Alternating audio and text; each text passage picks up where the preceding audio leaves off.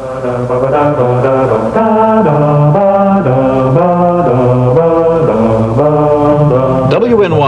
TV presents About the Arts with Barbara Lee Diamonstein. Hi, I'm Barbara Lee Diamonstein. This is About the Arts, and our guests today are Betty Parsons, the durable godmother of the Midtown art scene, herself an artist as well as a dealer, and Cleve Gray, an artist and one whose work she represents. A warm welcome to you both. For the more than 30 years of the existence of the Betty Parsons Gallery, it's been described as a place where art goes on, and not just one where it is shown or sold. You've helped launch many careers. In fact, more than 200 artists have been shown at your gallery. Can you tell us about some who are among the then unknowns? Whose career did you help launch? Who has done what? Whose career did you help launch? Well, in the beginning, I had the titans of the art world today, really, like Jackson Pollock, Mark Rothko, Clifford Steele, Bradley Tomlin, Richard Pousset-Dawe, Hans Hoffman. I gave him his first show. Barney Newman, the only gallery who ever was was with me, and I launched them about 25, 30 years ago. When 46, they weren't very launchable, at least by... They were absolutely unknown then, and it stimulated a great deal of hostility, because they were so unusual that the public really were very suspicious of them, which caused a lot of difficulties for me. What gave you the courage to select them, or the knowledge? I fell in love with them. They were just marvelous, I thought. I couldn't understand why people didn't realize it. And I used to tell people that. Well, that's been going on for 30 years, and as such a young man as yourself, I'm astonished to realize that you have been making art for more than 35 years.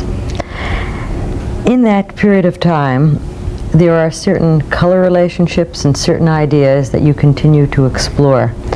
I'm about to pose a rather difficult question, but I can think of no one better than yourself to reply to it, and that is, how would you describe your work? It's a tough question. My work has changed, of course, since it started. I was a realistic painter, and from that developed into more abstraction, and now probably I'm what one would call totally abstract, non-objective. Would you say that, Betty? Yes, I certainly would. He's had fantastic transitions. At any rate, this work that I've been doing in the last few years has developed from my interest in Chinese painting, and is much more calligraphic than the work I'd been doing previously. We have some examples of your recent lithographs, because besides being a painter and a sculptor, you have an enormous interest in printmaking and in books. But for a moment, why don't we look at some of the prints that you have brought with you? Those are prints I did in Israel about 2 years ago. I went there as a guest of Mayor Khalek, the Jerusalem Foundation, and they gave me a studio and the opportunity to do these lithographs and the aquatints that you probably show later. Betty, you say his work has gone through many transitions. How would you describe those? Well, to begin with, I think he always was a marvelous painter. His vision or his image changed, which is, I think, perfectly natural for a creative person. Because as he got through all these different visions or images that he moved into something else. He started by being a 50s cubist, a very beautiful painter to me. Then he became a very romantic painter. His forms and shapes were always, to me, very, very romantic. And I was moved into these signs and symbols, which are part of the whole world. There are some on the screen now, and they certainly are calligraphic. But rather than transition in reading and knowing somewhat of your work, your earliest, in fact, your Princeton University student thesis related to Chinese art. Yes. So I assume that is an ongoing and recurring theme in your life and in your work. It was a very powerful influence at the time I was in college, because I had never been exposed to Oriental art before. And it really overwhelmed me at that time. And I had hoped that I was going to be able to relate it to the painting I was doing, but I couldn't. Its source is so different from Western painting.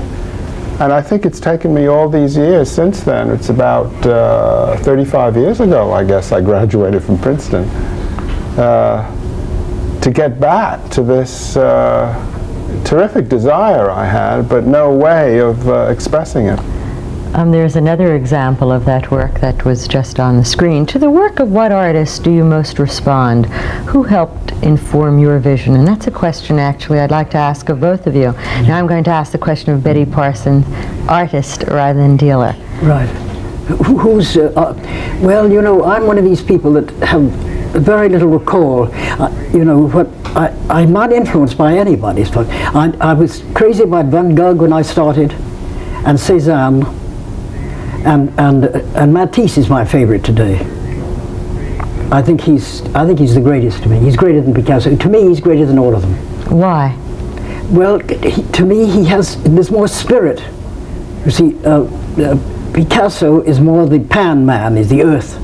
And Matisse, to me, is much more related to these higher dimensions, however you want to put it. Yeah. More metaphysical, yes. More spiritual. Yes, more metaphysical. Yes. Who informed your creative vision? Oh, Cézanne, surely, to begin with. I think we all begin with Cézanne.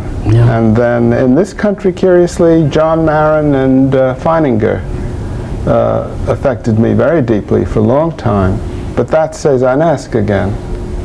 And then Picasso, and then I graduated to Matisse. I agree with Betty, he's the greatest artist we've had. There's another area of mutual interest, and that is the wonderful John Marin story. Perhaps you might tell us how you became a collector, dealer in the first place. I recall reading a wonderful story about Gallery 291, the name given to the early Stieglitz Gallery. And the first show in that gallery was the work of John Marin. Yes, I remember very well, and I wanted very much to buy a John Marin, one of the watercolors. And I went in there, I think What year is this? This must have been 1923, 22, 21, 22, through there. And I went in with about $600 to spend, and I found this Marin that I thought was marvelous. And I went up to Mr. Stieglitz and I said, I'd like to buy that. And he looked me up and down and said, well, it's $6,000. And Marin, I was so shocked that I just crept out of the gallery. And I never went near a gallery for years after that, because I thought, if a watercolor 6,000, God help me, on an oil, it'll probably be 60,000. Well, it really killed me. Marin was the then best known of American painters. Well, he was a very independent Stieglitz, you know, and he just decided he didn't like me, so he wasn't going to sell it to me. Did he know you? No, he didn't know. Sometimes if your code is too prosperous looking, oh yes, I was much too prosperous. Doubles the price, triples the price. Yes, I was married then, quite prosperous. Yeah, that was the trouble. I assume that it was a lesson that was well learned, so that everyone was then free to come into your gallery. Oh yes, I certainly were. And I've had some fascinating experiences. Shall I tell you one? Please. Well, years ago I had an Ad Reinhardt show, and this man came in. He was in rags, and he seemed to have no teeth in his head. And he stayed quite a long time, and finally came up to me and said, what is the price of that? And I said, $1,200. He said, fine, I'd like to buy it. So I said, thank you very much. Went and get a pencil to write down his name, and it was Stella, Frank Stella. And he bought it. The painter, Frank Stella. The painter, Frank Stella. It took him 4 or 5 years to pay for it. But I'll never forget what a shock it was, Frank Stella. There must be lots of memorable stories that relate to your gallery. What are among the most unusual? Well, I've had quite a few. I've had quite a lot of hostility in the beginning. You know, what I call the heavy artillery used to come in, the elder families of the city, and they really, one was so rude to me once that I said, you know, the elevator goes down every minute, and walked out of the room. They didn't have to stay another minute. Cleve, your work is also very literary. Your interest in John Marin has gone so far as to your writing books about, I guess, the works of artists whose work you admire. John Marin. There were editing jobs, really, more than writing jobs. How so? I edited John Marin's own writings, and David Smith's own writings, and Hans Richter's own writings. I did a little introduction for them, but the rest of the book was really the work of the artist. And I feel it's the most legitimate kind of book to put out about an artist. Yeah, I do. Are you planning one on your own life and work? No, surely not. Well, we know several of your literary efforts, one of my favorites being a poem on the op-ed page of the God. Times recently. I'd like to forget that. But Oh, yes, that was fascinating. you've responded to major issues in your work, both political, works that have had both political connotations and literary references as well. I'm thinking, of course, of a work that was commissioned by the State University at Purchase. Yes. That took more than 2 years to complete. It was a 14-panel work called Threnody. Threnody meaning a song of lamentation. But Right. perhaps you might tell us what caused you to do such an enormous, monumental work, and what inspired it. Well, of course, the first cause was the fact that I was asked to do it. And the space was so challenging that I couldn't resist it for a second. It's, I think that room must be close to 100 feet long and 70 or 80 feet wide and 22 feet high.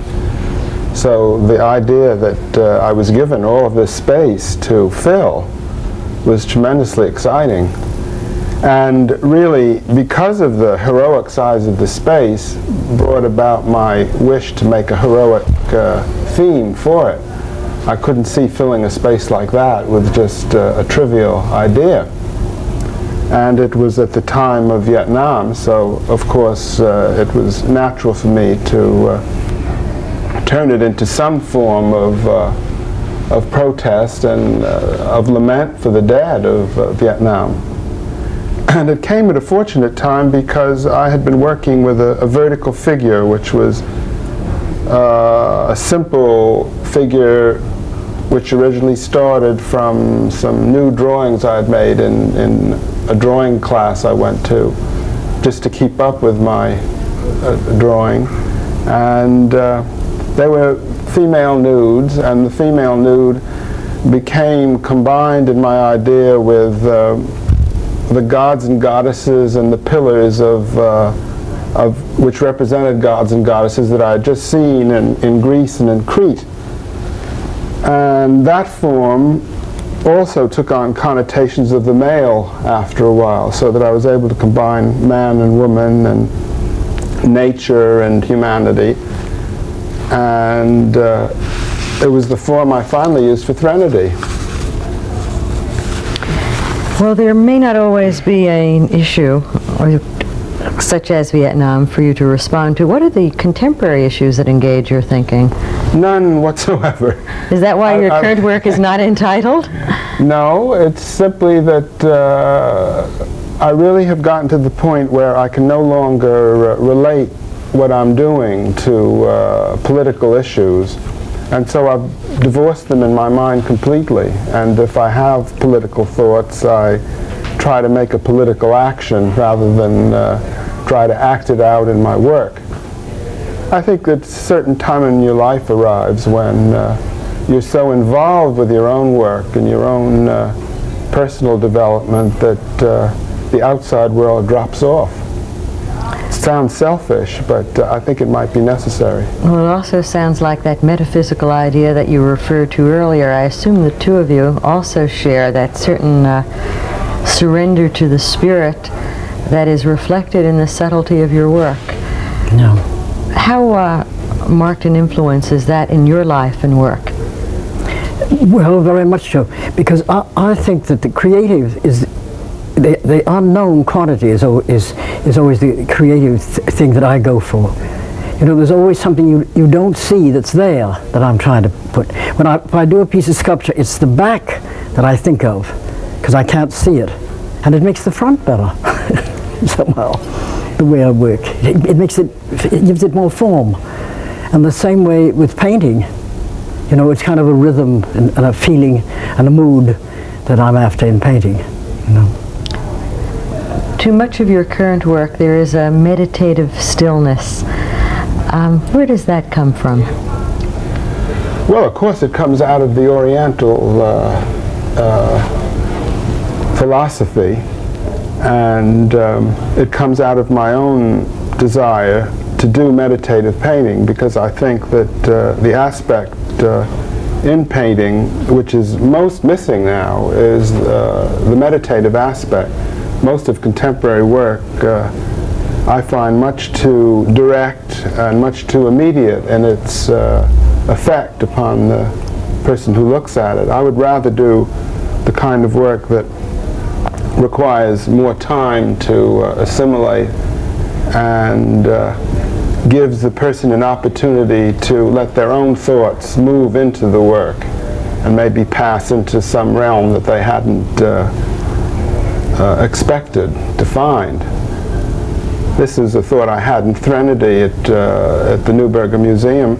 I tried to make a room in which the students, who were so busy during the day having ideas pushed into their heads, a room into which they could go and sit and let the forms that were placed around the wall, almost like a dance, be a vehicle for their thoughts, so that they could move along in the forms and perhaps be able to meditate on some aspect that might be troubling them or help calm their... Where is Threnody now? In the basement of the museum. And what is its permanent It home? probably will go back. It was up for 2 or 3 years, and now they have a Nevelson show there. Quite a wonderful one. Good. And hopefully it will go back someday, because it really doesn't belong anywhere else. It was made specially for that room. Well, both of you have the happy circumstance of having major shows this summer. Your work of the last decade, Cleve, that is, I guess, from 1966 through the present, will be shown at Albright Knox Art Gallery in Buffalo for a good part of the summer. And yours, Betty, will be at the RISD, the Rhode Island School of Design in Providence, Rhode Island, for a good part of the summer. What will be contained in your show of your own work? Well, I'm showing about 20 big paintings and some watercolors and about 10 wooden structures and maybe some drawings. In any period of time, or? Well, you know, over a period of about 5 years, I would say. Over the last 5 years. And your show is of the last decade? Yes, but principally the last year and a half. I would say 2/3 or 3/4 of the show represents the last year and a half, and then the previous 10 years are simply to place the last year and a half in perspective. And the work, of course, is very reminiscent of some of the things that we've shown here today, because it is so heavily influenced in the most lyrical and beautiful fashion. I've had the privilege of seeing some of them, by the calligraphy that you described. Betty, you were Cleve's dealer. How did that ever come about? Well, Cleve appeared one day with some of his work, and I thought it was marvelous, so I took him on. How long ago was that? That must be about, what, 15 years ago? Something like that. Something like that, because he's had many shows with me. Actually, is that the way you remember it too? No. I pursued Betty because I admired her so for, 30 years, 25 years. And I just dreamed someday that she would like my work well enough to take it on, but she didn't when I started. No, I was much too realistic for her. You're too realistic, and then it was too romantic. Well, and also you were very close to the French at that time. Yeah. And I wanted something that was more independent, which I'm always pursuing. Has Betty Parsons' dealer ever shown Betty Parsons' artist? No, never. I never hope to. Why? Well, because it's too much. I don't want to stand up and sell my own work. It's embarrassing. It would be embarrassing to me. Well, you want other people to sell it. Why would that be? Well, I could, but I'd rather. I have a dealer that takes care of me, Jill Cornbley. I had a show this winter, I do indeed. Yeah. How does an artist make your grade? On what basis did you select what artists to be a part of this legendary gallery? Well, I'm interested in the creative approach. So whenever I found an artist that I really felt was trying to say something on his own, you know, with some sort of technical ability, I took him on, and there are not too many of them. Are there any now? Do you still look at new work? Oh, I certainly do. What's I'm the looking at it schedule? all the time. How do you do that?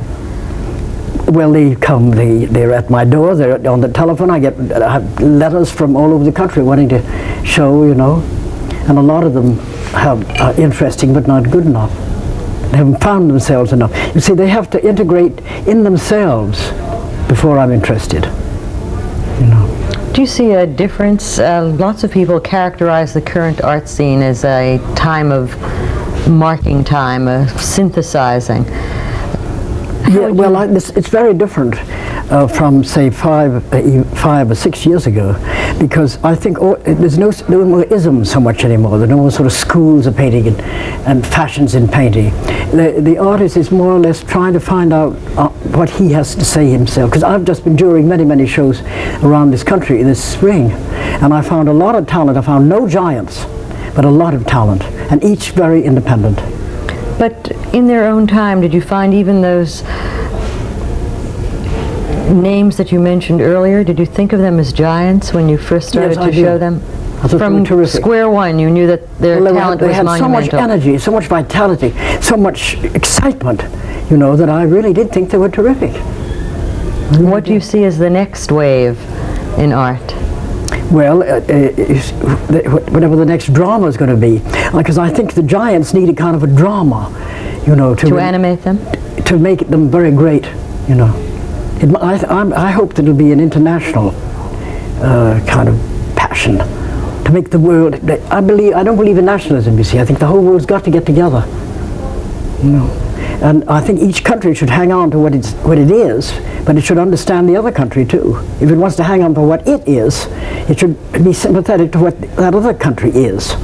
And you see art as a galvanizing... Well, I think art, you know, as somebody said at one of these lectures I've heard lately, that God is dead and that now it's up to the artist. And how does this artist feel about that? I know so much about you. I don't want to think too much about that I don't think they aspect. should think about it. You see, it just happens. Yeah, you know. that's really my reaction Because that's to it. pretentious. You can't think about it. It happens. There's kind of a leadership there somewhere. You know. You're also well known as a collector, and many of the best works that you have, from what I understand, were partially gifts from some of the defectors of your gallery. People who you discovered and launched and ultimately left for more lucrative arrangements with other dealers. Yes, right. Did that happen often? Oh, often. Didn't you resent that, to invest all that energy and time and Well, yes, commitment? it was very disappointing. But I faced the reality. I never had any capital to subsidize, and other dealers did. And we have to have money, so what could I do? Who are some of your best known defectors? Well, I mean, a great many. Pollock left me for Sidney Janis. Rothko left me, Sidney Janis. Clifford Still just went on his own. Barney Newman went on his own. You know, and Hoffman left me for Sidney Janis because he thought I was too young when I took him on. Youngerman left me for Pace, just recently. Kelly left me for Sidney Janis. All for money? Well, maybe they thought they were. There may have been many other reasons too. In this extraordinary collection of works of art that you've had, I've heard it characterized that there are the well-known and the yet to command, if ever, public attention. Yeah. How did you select the works other than those that were gifts? Well, that you- I'm still buying drawings, and I need a drawing like I need a third nose, but I can't resist it. It's a vice with me, and I see something that seizes me. I want it. Is that the way it is with most collectors? Is it an addiction? It can be, yes. I think very often it is. What is your most prized possession? Well, I think the desire to possess drawings and beautiful things. I won't mention any one name. But drawings more than anything else. Yes, I'm very susceptible to drawings. Why? Because it's the secret to me of the artist. In the drawing, I see what's going to happen. You know. like letters are to me in writers. Their letters are what they kind of eventually write about. What's in the letter, eventually they're going to write about it. Are you a collector too, Cleve? Not anymore. I used to trade a lot with my friends and buy occasional things. The only thing I bought recently is some primitive art, some New Guinea pieces that I find very powerful. But I don't have the desire to possess that still encourages Betty on. Well, I make some of the artists like my work very much. We'll make exchanges. Kelly just exchanged a drawing for one of my wooden things instead of the Youngerman, so I get an accumulation. But there is such a philosophical and literary root to much of your work, and you've often described it that way too, that there is a certain inseparability of life and death, and it is reflected in your work. Yes. Is that an accurate way to describe how you feel? I do think that painting at its best is visual philosophy, and I think that there has to be, in the end, a great deal of thought behind what goes into a painting, not necessarily on the technical side, but behind the reason for the image you use and the technique you use also. Because if it's going to last at all in the person's mind, there has to be much more than just an immediate sensation. That's why I feel the meditative aspect of contemporary art has been neglected. At a time when Newman and Rothko were working, it was very, very strong. There was no one more philosophically profound than Barney Newman. No, nobody. And this shows in the work. I don't think an artist can leave anything out of his work. I think everything he is goes into the work. And so I think it's important for younger artists to realize that they can't just work on the visual aspects, they have to work also on the mental or the spiritual aspects of themselves. It's something that the both of you have done for an entire lifetime. It's a real privilege to have you both with us today. Thank you, Betty Parsons, painter, dealer, collector, Cleve Gray, artist. You'll have an opportunity to see a great deal of their work this summer at Albright Knox Art Gallery of Cleve's work and at RISD of Betty's work. I'm Barbara Lee Diamondstein, and thank you, audience, for being with us too.